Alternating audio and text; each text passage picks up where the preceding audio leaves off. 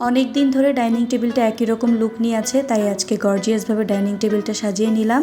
একই সাথে সারাদিনের রান্নাবান্না ও কাজকর্মগুলো শেয়ার করেছি, তাই একটা লাইক দিয়ে সম্পূর্ণ ভিডিওটি দেখতে থাকুন। আসসালামু আলাইকুম, সবাইকে ওয়েলকাম করছি নতুন দিনে আরও একটা নতুন ব্লগ দেখার জন্য। আশা করি আল্লাহর রহমতে আপনারা সবাই ভালো আছেন। আলহামদুলিল্লাহ, আমরাও ভালো আছি।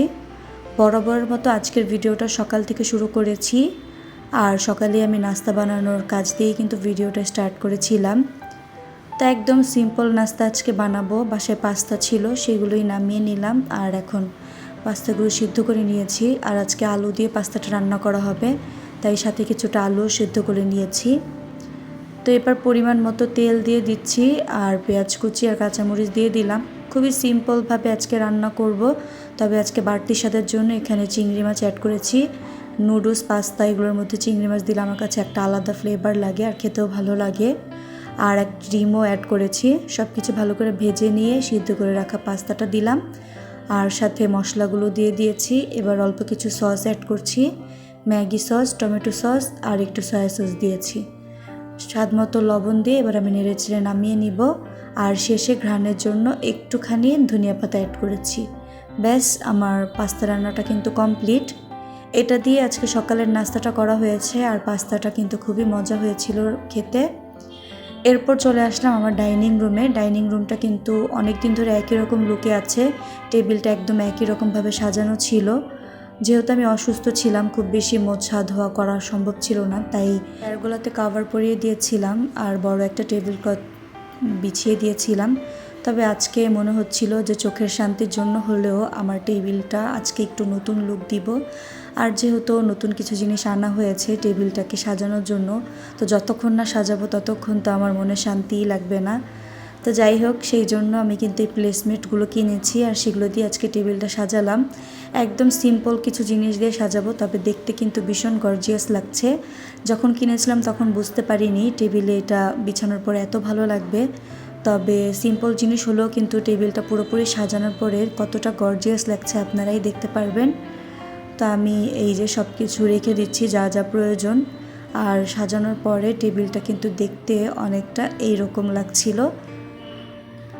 তবে আমার ডাইনিং রুমটা যেহেতু রান্নাঘরের সাথেই, চেয়ারগুলোতে কিন্তু তেল কাস্টে হয়ে যায়, সেই জন্য হয়তো কাভারটা পরিয়ে দিব। তবে এভাবে দেখতেও কিন্তু ভীষণ সুন্দর লাগছে। আমার কাছে তো ভালোই লেগেছে, আপনাদের কাছে কেমন লাগলো অবশ্যই কিন্তু কমেন্টে জানাবেন। টেবিলটা গোছানোর পরে আমি কিন্তু সব কিছু কাটা বাছা করে রেডি করে নিয়েছি। খালা তো কেটে বেছে দিয়ে যায়, এরপর আমি জাস্ট ধুয়ে রেডি করে নিই।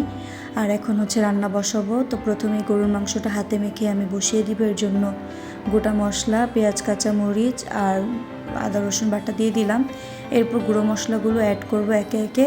সব কিছু দিয়ে হাতে মাখিয়ে গরুর মাংসটা রান্না করব। আর আমার কাছে কিন্তু হাতে মেখে গরুর মাংসটা রান্না করলেই বেশি ভালো লাগে। আর যেহেতু হাতে এখন খুব বেশি সময় নেই, তাই আমি হাতে মেখে প্রেশার কুকারে দিয়ে দিব।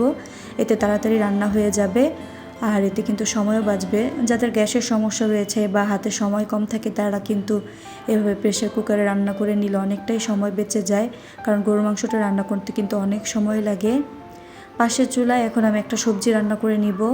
আজকে যে সবজি রান্নাটা করছি, এটা দিয়ে কিন্তু রুটি, পরোটা কিংবা ভাতের সাথে খেতে খুব ভালো লাগে। তো এর জন্য প্রথমে আমি তেলের মধ্যে পেঁয়াজ, কাঁচামরিচ ভেজে এর মধ্যে একটু আদা রসুন বাটা, হলুদ মরিচের গুঁড়া আর সামান্য একটু ধনিয়ার গুঁড়া দিয়েছি। মশলাটা হালকা কষিয়ে নিয়ে এরপর আমি কেটে রাখা সবজিগুলো দিয়েছি। এখানে আমি পেঁপে, তারপর আলু, কাঁঠালের বিচি, এরপর হচ্ছে পটল, এগুলো সব কিছুই দিয়েছিলাম। তো সব কিছু দিয়ে সবজিটা ওখানে কষাতে দিলাম। আর এইদিকে কিন্তু আমার গরুর মাংসটাও কষানো হয়ে গিয়েছে। আমি বেশ কিছু আলু দিয়েছিলাম, আর এরপর পানি দিয়ে এখন প্রেশার কুকারের মুখটা বন্ধ করে দিলাম।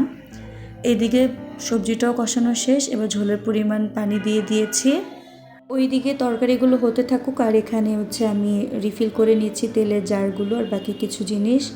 আর আপনাদের সাথে পুরনো সেই রিকোয়েস্টটা করে নিচ্ছি, যারা আমার ভিডিওটির সাথে এখন পর্যন্ত আছেন প্রত্যেককে অসংখ্য ধন্যবাদ। যদি ভিডিওটা ভালো লাগে অবশ্যই লাইক কমেন্ট করে জানাবেন।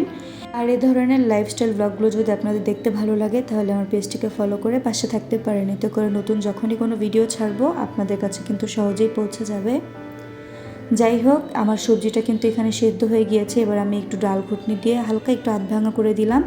আর এখন হচ্ছে এটাকে বাগার দিব, তার জন্য অল্প একটু পেঁয়াজ আর রসুন দিয়ে আমি অল্প তেলে ভেজে নিচ্ছি আর এবার বাগারটা দিয়ে দিলাম। তো এই তো আমার রান্নাবান্না কিন্তু শেষ পর্যায়ে, এদিকে গরুর মাংসটাও হয়ে গিয়েছে। তো এই ছিল আজকের আয়োজন। পুরো ভিডিওটা কেমন লাগলো অবশ্যই জানাবেন। আজ এখানেই বিদায় নিচ্ছি। আল্লাহ হাফিজ।